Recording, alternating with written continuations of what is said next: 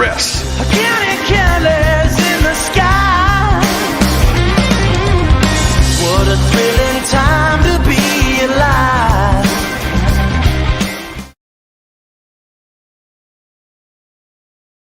And this is the Georgia Show. I'm Jake Rowe. He's Jeremy Johnson. There's Jake Roos. He is with us. We are glad to be here tonight. And honestly, I'm just glad to kind of be on a little bit of a normal schedule. We talked about this on Bark After Dark. Roos and I talked about, being creatures of habit. And we're finally kind of back on a little bit of a normal schedule. We're going to continue, I think, to kind of tweak the schedule now that we're in the new year and try to find some things that work a little bit better for everybody. But ultimately, glad to be back with you here on a Sunday night. And guys, Friday, Georgia never ceases to amaze, Jake Roos. Friday, they just dumped 3 guys deciding to come back on a Friday. I mean, boy, they know how to do their PR, don't they? Yeah, they sure know how to bury a good story. Just masters of it. I can't understand that, man. But yeah, I mean, hey, look, doesn't really matter how you get them back, when you get them back. What's important is that you do get them back, and that's the big thing for Georgia. Huge decisions for them. Bring back Nazir Stackhouse, Xavier Truss, and Tate Ratledge on Friday. I find it that we're still waiting on Warren Brinson. Maybe he won't. He almost came out and just said, I don't know if y'all saw the interview with Aaron Murray that he did, but he almost just came out right out then and said that he was coming back. So I wonder if he'll even say anything. Yeah, it's almost like a situation where he just, if I don't say anything, then I'm coming back. I mean, like, where'd you think I was going? I never told you I was leaving. So. And listen, it's huge because if all of those guys come back, I mean, if Warren Brinson does ultimately come back, over 5,000 snaps, crazy, between those 4 guys coming back. I believe Now, Jake, I got to ask you though. I was told that Xavier Truss was no good and that he should be pushed out the door. Several fans told me that. Oh God. Listen, I mean, can we be reasonable? Can we just kind of get our hands around reason here? Am I sitting here telling you that Xavier Truss is a first round prospect? No, I'm not. Or hell, I don't even know if he'll get drafted. But that doesn't matter. What we do know is he can play winning football at 4 different positions in the SEC. And that is so valuable. Listen, if I had to sit here and I had to pick, it would be a tough battle with Tate Ratledge simply because I know that Georgia has Micah Morris and Dylan Fairchild. I mean, I know they need a little bit of depth at guard, but it would be a tough, a little bit tighter there. I would definitely take Warren Brinson and I would definitely take Nazir Stackhouse back before Xavier Truss. I would. But it's still an extremely important addition because I'll be honest with you, I was sitting here looking at, because I get asked every offseason, whether it's a radio show, you get all these, you guys have been there, especially you, Roos. I mean, because you get to talk a little bit more team stuff. Jeremy, you're a little bit more on the recruiting side of things and been doing national for a little bit. But you get these stations out of Little Rock, Arkansas and Oklahoma City and Dallas and they want to do interviews and they ask you, well, wait, hey man, does Georgia even have a weakness? And you got to come up with something because there really, there haven't been a whole lot of glaring weaknesses. And I was sitting there kind of making some notes the other day and I was like, man, tackle depth is nasty. That's where it could get, hectic for Georgia because if you look at the schedule, you look at the past few years, it's been 2017 since Georgia kind of kept the same 2 offensive tackles starting for every ball game. Now, it could have technically happened in 2020 because they did, Trey Hill, misses some time. And I think somebody opted out, I want to say, and you ended up with basically I think Ben Cleveland maybe didn't play in that Chick-fil-A bowl, but you had Jamari Sawyer move into left guard and Xavier Truss started at left tackle. So you didn't have the same 2 tackles start every game. But ultimately what I'm getting at there is they've had a lot of injuries at tackle and somebody gets banged up and has to miss a game or 2 here, a game or 2 there. I mean, you're going to be really glad you had Xavier Truss. I know they were really glad they had Xavier Truss ready to play this year when Amarius Mims went down. Absolutely. Yeah. I mean, I think you got to look. I'm gonna give a shout out to a guy we've had on Bark After Dark, and that I know everybody's familiar with, Brooks Austin. because he posted a really good meme. Somebody was like, you got to get rid of him. And it was the guy checking out the girl, while he's holding his girlfriend's hand. And it said returning starter on the girl he was holding the hand of. And then it said, possible like talent. And then the guy was dumbass. And he's Bark After Dark alum Brooks Austin. Yeah. And I was like, that's a perfect way to sum it up, man. Yeah. I mean, look, I understand if Xavier Truss doesn't exactly light your fire. I understand. I get it. He's not exactly, like you said, there's a potential that he may not even be drafted, right? But the fact of the matter is the guy knows the scheme. He knows what it takes to succeed at Georgia. He's going to bring leadership, if nothing else, to the room. He's got countless starts under his belt. He's got snaps under his belt. I mean, the guy has done it all, and he's done it successfully for a long time. Started at all four positions. He has started at least one game at all four positions. No, I understand, and I understand there are more exciting prospects out there than Xavier Truss. I get it, but at the end of the day, I just don't know how you can not be pleased to bring a guy like that back, especially given the fact that you have the spots to do it, right? I mean, they had to account for that fact. It's not like you're throwing some other guy out the door in order to keep him on. So I just can't wrap my head around people not being excited about that. I mean, you bring in six new freshmen. I mean, who better to show these guys how to eat right, how to work out right, how to be on time to meetings than a guy that's been here for 5-6 years. It's like, and the offensive line position is one of the positions where it takes the most seasoning and it takes the most, Kirby Smart kind of alluded to it in his press conference. These guys are talented football players. They're big and they're strong and they're physical, but a lot of them are 350, 360. Like something that's too heavy to play football at Georgia. Xavier Truss has been there and done that. So yeah, I was going to say, look at Nazir Daniels in the All-American game this past week. I mean, he's not. Look, the guy is a very talented prospect. He's got all the size in the world. He ain't walking in and competing for starting reps in his current physical state. It's just not happening. So he's going to have to put that work in. Like you said, Jeremy, I can agree completely, man. If you've got a guy who can show them those ropes, that's like having another. Coach on the field. Yeah. Not only that, I'll add to it. You got a guy who waited his turn. Right. Mm-hmm. And in this day of the portal age and everything like that, when these guys get homesick, when these New Jersey kids and New York kid and Marcus Harrison, when they get lonely, they're like, man, this sucks. I'm too far away from home. This is hot, all this stuff. I mean, it's great to have that voice there. And listen, I know Georgia fans, I know some of you, listen, I love all of you, but some of y'all have skulls like cotton. Okay. You are just absolutely soft up there sometimes. Okay.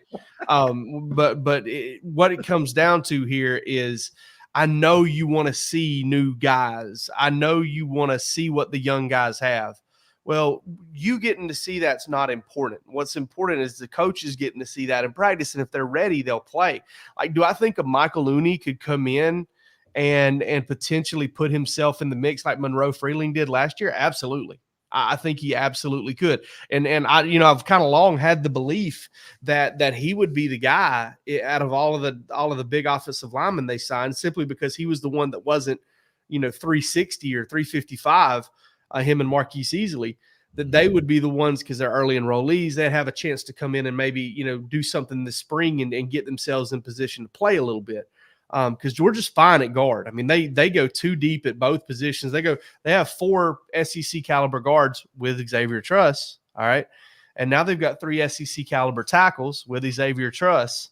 And now the thing they got to do is develop some depth at center. This really takes a big, Stacey Searles had plenty on his plate of late, getting out of the hospital with pneumonia and things like that. And obviously we thought some prayers still go out to coach to make a full recovery. Did some checking on that today, and it sounds like he's doing real well. But ultimately, that's one thing he can check off, is like trying to find a third tackle. Now let's try to find a fourth tackle and a second center and all that stuff. I think all that's really important. And this, obviously, I see Walt. Sorry, is it Digi or Diggy? He says Brinson replied to Tate's comment about coming back, saying take it easy on me in 1-versus-1s. Listen, we fully expect him to come back. We just don't know if he's actually going to announce it or not. Would be very surprised if he doesn't come back. Which one was the other one? We've kind of belabored the trust point, but was there either of the other ones stand out to you as particularly large?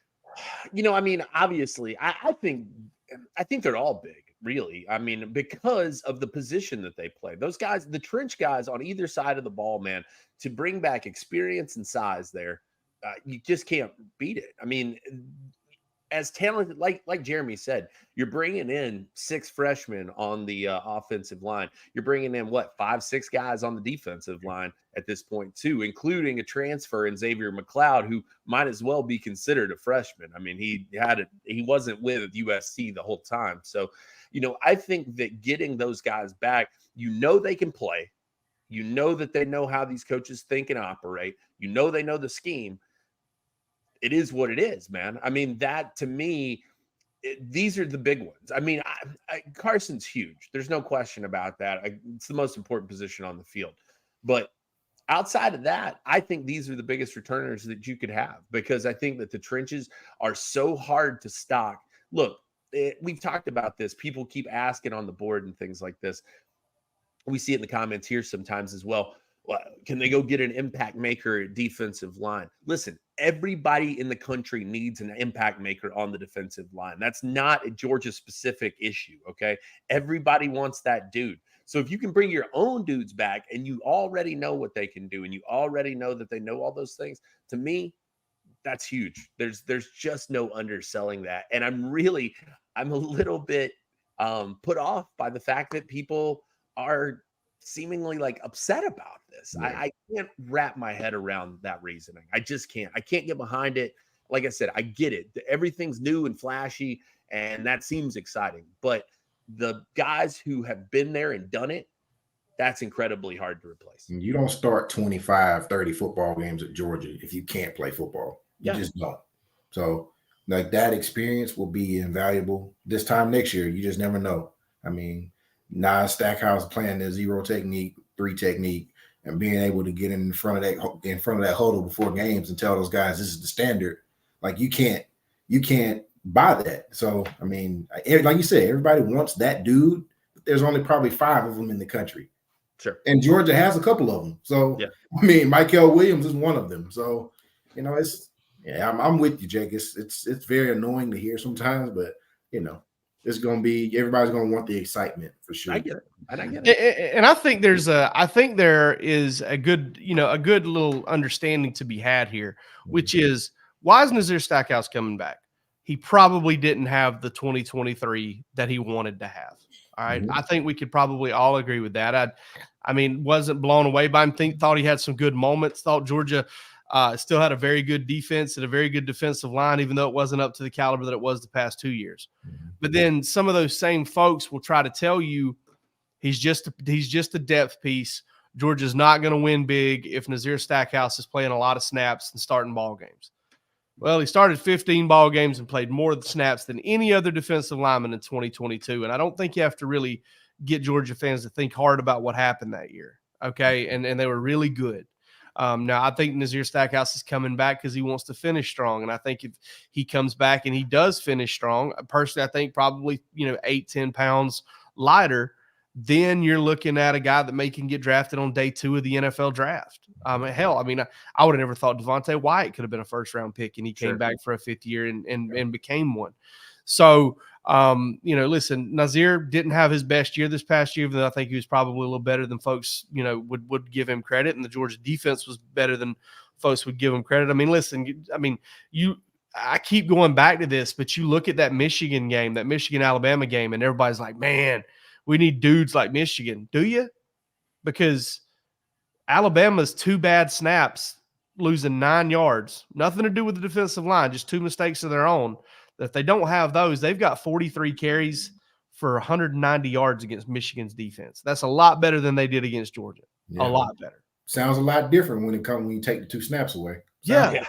Even if they're in there, you're looking at 43 for 171. Yeah. Georgia only gave up 114 yards. Yeah. And I mean, Georgia gave up 114 yards against Alabama, and one of those was kind of a 30-yard run there late in the game. Milroe had to have it, and he was on it, and he did his job, and that's great. But ultimately, man, Georgia was extremely close. I still think that all three of us are on the beat of the best team in the country, and I completely understand why they're not in it. I'm completely okay with it. I'm completely with calling whoever wins the national championship on Saturday is the national champion. I also know that if they play Georgia on a neutral field, Georgia's going to be favored, and I would pick Georgia to win. And that it is what it is. But three-peat was always going to be really difficult. I got my back scratcher out right here. When do you think the national championship game is happening? Tomorrow night?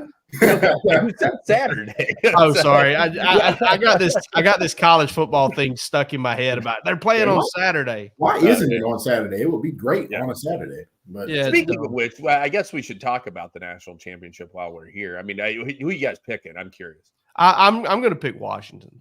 I'm going Washington too. I am as well. I feel go Dogs. I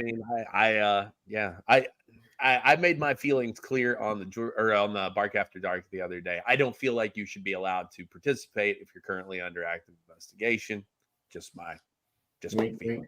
I don't know. It's hard to like Michigan, man. I mean, and I say that as somebody who recently kind of fell in love with Jack Harbaugh. After seeing Jack Harbaugh and his wife interviewed after the Rose Bowl, I don't know if y'all saw that interview. Yeah. I think Jack Harbaugh's pretty cool. I think he looks like Jim Harbaugh and an old man. Oh my God, does he not? I mean, looks just like him. I kind of felt, honestly, I say he's pretty cool. I think he's pretty cool by being a giant goober, because he's just like Jim. It's funny. I wonder how John came out, kind of normal in some ways. Yeah. But his mom was cool as all get out. His dad seemed fun as all get out. I mean, it was all of that was great. But I mean, obviously, the Connor Stallions thing and Michigan, you ain't cheating, you ain't trying. He won't even come out and answer questions about his future. Did you see the thing yesterday? I guess it was where he was like, he was fumbling around trying to figure out how to answer about his future. He goes, "Hey, how about this? I have one. I have a future." That's more than me and you could say, Rose. No question. Yeah. Jeremy's got one. I don't know if we do. I'm day to day, buddy. I'm day to day every day. I'm there too. So let's talk about this U.S. Army All-American game, because to me, now that game's over and all of those guys that played in that game, not all of them are enrolling early, but some of them who played in that game are enrolling early at Georgia. I think now that kind of kicks off the Georgia offseason. Now that KJ Bolden and Nair Daniels and I keep wanting to call him Justin Thomas. I'm sure he's not a scratch golfer. Jordan Thomas. And Justin Green. Jordan Thomas and Justin Green. Jordan Thomas comes in there at 322. Justin Green at 288. Mm-hmm. At the Army All-American game. That kind of blew me away a little bit. Bad man. Who's that? Jordan Thomas, a bad man. Jordan Thomas. Now, both of them, really, in my estimation, I really like both of those guys. But Jordan Thomas, dude, he's got some size to him that people need to respect. That is tremendous for them to come in heavy, though, because as Matt Godwin has told us, Georgia's a weight loss program. Like Georgia, most of the guys drop weight. And so now, spring practice rolls around, Jordan Thomas is probably going to be 310, 315. And Justin Green's going to maybe be 275, and that's probably going to be exactly where Georgia wants and needs them to be. And both of them had pretty good weeks of practice. Jeremy, you're obviously looking at these guys and you followed them in their recruitments. Anything that stood out to you from the U.S. Army All-American week? I know you weren't there, but a chance to kind of look at clips and read what was going on. Yeah, I was just impressed with how explosive Jordan Thomas was in a short spaces. I knew he was good and athletic, but just seeing him go against other guys that are good as well was definitely impressive. Seeing Nitro Tuggle get the opportunity to compete against KJ Bolden was a good thing to see, just because those guys, they may not know each other that well, but they've already kind of got that mutual respect that, hey, we're going to Georgia, we're going to a place where we're going to compete. I've always loved Nitro Tuggle's game, so just seeing him be able to do that against KJ, who I've watched since he was the ninth grader, so I know what he can do. But seeing him be able to go out there and make some plays against him kind of answered any questions of, hey, this guy's playing up there in Indiana. We don't know who his competition is. It answered those questions if anybody had any about him. I think he's going to be a dynamite player at Georgia. Yeah, that Frazier kid can run a little bit too, huh? Yeah, he's pretty fast, just a little bit. Yeah, I mean, I thought both of those guys, Chauncey Bowens and Nate Frazier, looked pretty good on the hoof, man. And like you said, to me, Nitro Tuggle, one of those guys, I really hated that he didn't get that senior season at IMG Academy because I really wanted to see him against guys like Ellis Robinson on the consistent, right? And see how that would sharpen his game. Obviously, he didn't get that chance. I'm a big fan of his game too, Jeremy. And to me, I see a lot of Tyler Williams. I know that probably won't excite a lot of people because he didn't break through in his freshman year in the way that many people may have hoped. But I think that they do some of those same things well. High point the ball well. I think that they're physical. And I think that their best football is ahead of both of those guys. So, KJ, good week for him. But, yeah, you got to be excited, I think, between the Under Armour game and the Adidas game, to see those guys in the trenches get some work, man. Like you said, Jake, they came in at the right size. I think they'll be able to pare down from there. It's hard to put weight on. It's not as hard to take it off. Yeah. I do want to add, before we go on, I want to add about the Under Armour game. I've talked to some people who were down there. Obviously, Ellis Robinson was great, but everybody lights up when they talk about Justin Williams. I don't know. I haven't seen him in person, but it sounds like he's the one that kind of blew people away down there in Orlando as well, too. With his size and athleticism and just ability to play sideline to sideline. He really turned a lot of heads of people who didn't necessarily know who he was 2 weeks ago. So shout out to Bark After Dark alum Bernard. Bernard. And Justin. Yeah, true. Both of them. We had both of them. Bernard's way cooler. And shout out to my man, Uncle Glenn Hartley, back to back. Hey, I appreciate Glenn. Look, you got to celebrate it tonight. There'll be a new national champion this time tomorrow. So one more night. Get it in one more time, baby. That's the way to do it. Lay your head on your pillow one more time with Georgia as the national champions. No doubt. And it's all over tomorrow by the time you go to bed. All right. So Jeremy and Jake, lay it out for us in terms of the offseason means recruiting. So what happens? What happens next from here? They didn't host anybody this weekend, but kind of lay out the next few weekends for us, because obviously this 2024 class is pretty much got a bow on it. Yeah, junior day is coming. That's the big thing. The next couple weeks will be filled up with that. You'll see coaches on the road as well. Georgia coaches will get out, hit it hard. I'll be interested to see, they did the 100 schools. Was that last year? That was last year. Last year, I think it was. Yeah. So I'll be interested to see kind of how they approach that. Do you do something similar? What do you try to do to jazz it up this time? Right. I think that's important. But coaches on the road, you're going to see a lot of offers starting to go out as well. We've seen a few of them already. Dante Williams been pretty active in that regard. Yeah. Several West Coast guys have picked up some offers, had a chance to speak to him.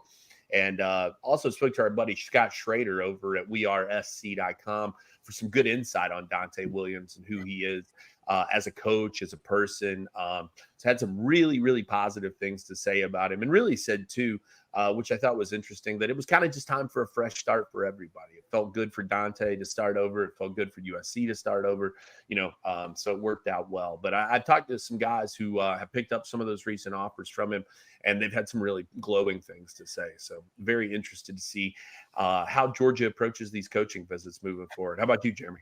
Yeah, that's kind of what I want to know over the next couple of weeks, because you kind of, with the junior days coming up, you kind of get to see who the big targets will be in this class. You kind of cut through some of the, just guys that have been targeted throughout the early part of the process. But, I'm really interested to see who gets, some of these guys that I have seen and, I've talked to that don't have offers, but have been talking to Georgia. I'm kind of wanting to see, some guys that may pop up that we don't know about right now that are end up being guys that are high on the board, this time next year or into the summer as official visits and everything come. That's another thing that's going to quickly get up on us too, is that, these guys are not going to wait forever to start setting up official visits. I'm not 100% sure on the date when they can start taking them, but I already know guys that are starting to, Georgia's on my list of schools I got to get to.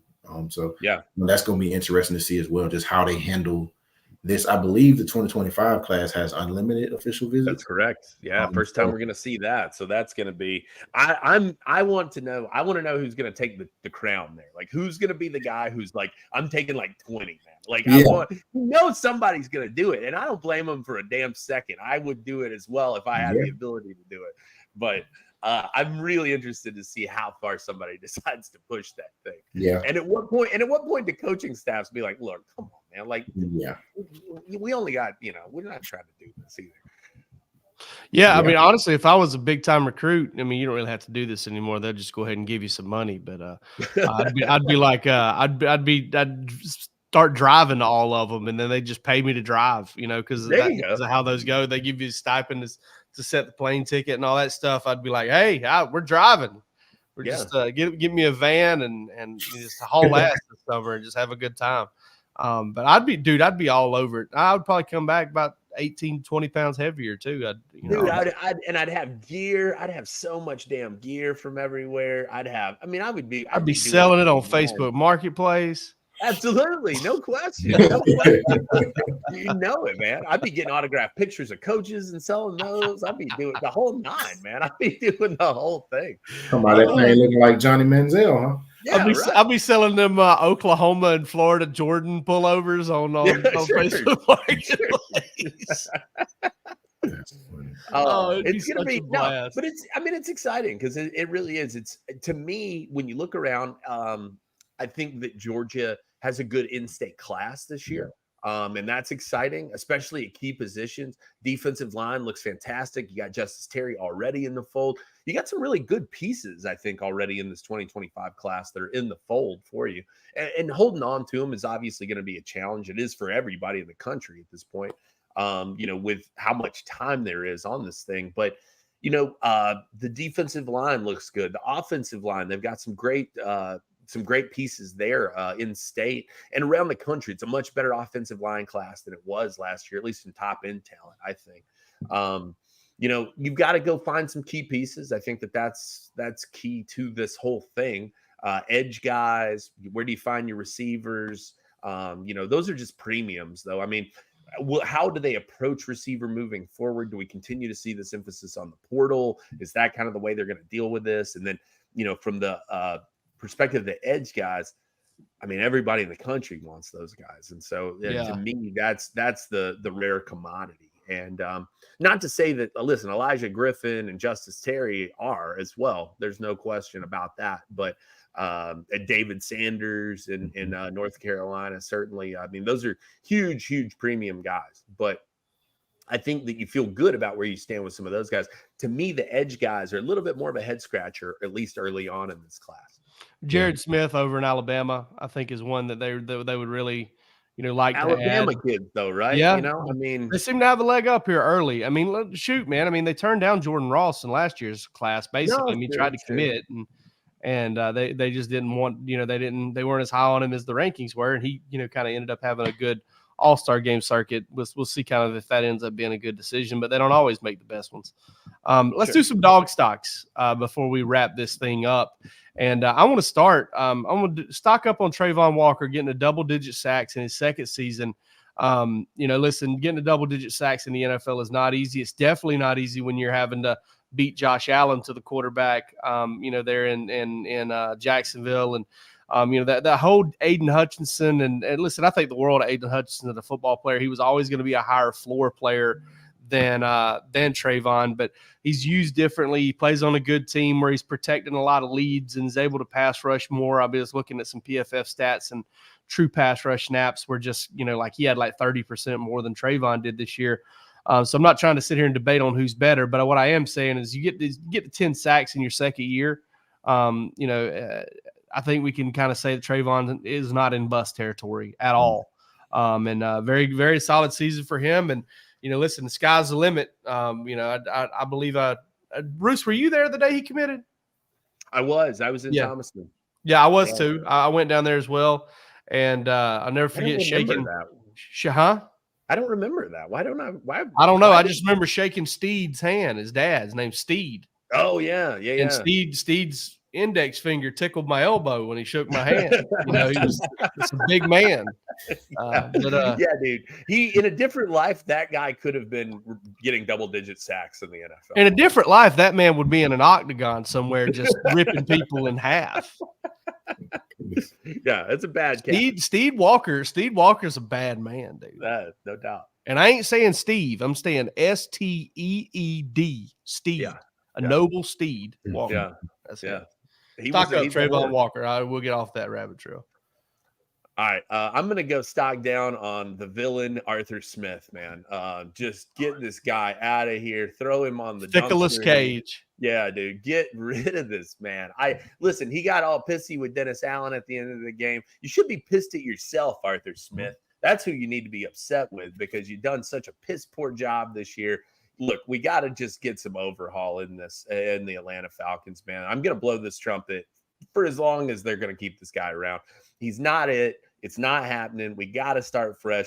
Look, go get Bill Belichick. Give him control of the team. Give him some stake. I don't care. I'm just saying, get anybody but Arthur Smith. That's my main thing.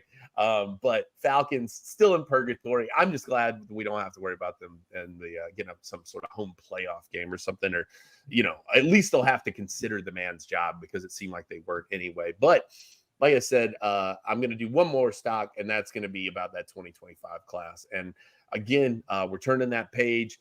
Junior day is getting ready to fire up. I think Georgia's setting up nicely here, man. They've got some good pieces already involved, some guys I feel really strongly about them keeping. Justice Terry, man, I think I think they'll hold on. I really do. It's not going to be easy. But if you ask me, if you had to bet on it today, I think I would take Georgia to land him in the end. And that can't be underrated, man. Just an absolutely tremendous player. They're going to have some trouble with some of these guys keeping them on. Elise Williams is not going to be easy to keep in the fold. But at the start of the race, if you will, and that's kind of what this is now that the 2024 class is kind of all sutured up. I do feel good about where Georgia stands. So stock up on Georgia recruiting in 2025. The early returns are quite positive. I'm gonna go stock up on Matthew Stafford. He's every time we look up at the end of the season trying to bury this dude and say, hey, it's time to retire. He's been injured and blah blah blah blah blah blah blah. And then you look up this year and he's had an MVP type year, but he's not involved in the MVP race. And I don't know why. The Los Angeles Rams are going back to the playoffs again, and they're going to be a tough team to put out. That's all I can say. I don't like Los Angeles Rams. I never have, but this year, that is the team that I'm watching. That is the team that I'm going to be rooting for because of what Jake just explained earlier about the Atlanta Falcons. We are done for this year with them. So, I really like that Los Angeles team. I like what they have in Matthew Stafford. I really feel like this is an opportunity for him to quietly, without the expectations of the first go around, go in and win another Super Bowl. Why not? Why? Who else in the NFC is just that neck and shoulders above everybody else? I mean, you can say the 49ers, but I think the Los Angeles Rams are very capable of beating them. So, stock up on Matthew Stafford, former Bulldog. Who has it better than us? Nobody. Hey, listen, the Rams kind of building a little Pittsburgh Steelers, everything we touch at wide receiver turns to gold type thing with Puka Nacua and Cooper Kupp. These late round draft picks at wideout, kind of finding guys and being like, hey, we can turn you into something. I mean, listen, they resurrected Robert Woods' career as well. Whenever he was there, did a lot of great things with Brandon Cooks, but their ability to kind of draft difference makers at wideout has been pretty special. I mean, even Van Jefferson, who didn't he get traded to the Falcons? He did, unfortunately for Van Jefferson. Yeah, unfortunately for Van Jefferson. Well, he was dropping passes, so they needed him out of the way. Then he came to Atlanta and dropped some more passes. Yeah. They sent him to a team where that wouldn't matter. It wouldn't matter. Yeah.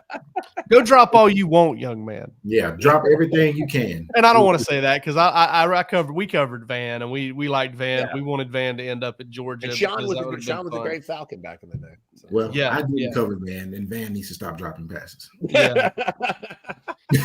Van's a good football player, and I wish him well. Another guy, Darius, out of that class, Darius Slayton. You'll flip on the TV every now and then, you'll see him do something pretty crazy as well. But listen, the Rams just do such an incredible job of hunting down those late round receivers. And do a great job. Me and Jake Roos will try to do a great job tomorrow night on Bark After Dark. Join us for that. Tuesday morning will be me and Rusty. Thursday morning will be me and maybe Rusty as well. I know I'll be on here a few more times this week, so don't hold that against the channel. Just gut it out through me. Listen to what everybody else has to say. But for this episode of the Georgia Show, I'm Jake Rowe, Jake Roos, Jeremy Johnson. A lot of J's, man. Let's get out of here.